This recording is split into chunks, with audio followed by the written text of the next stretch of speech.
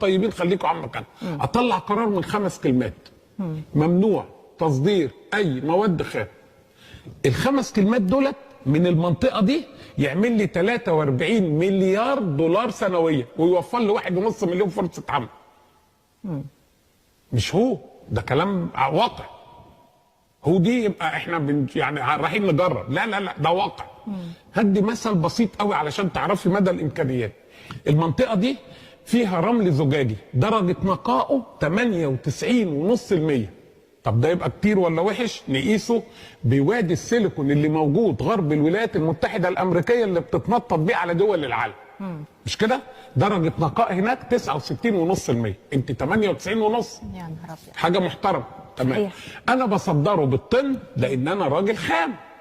احنا ناس خام هنا، بنصدره بالطن كده خام. الطن ب $12 ياخدوه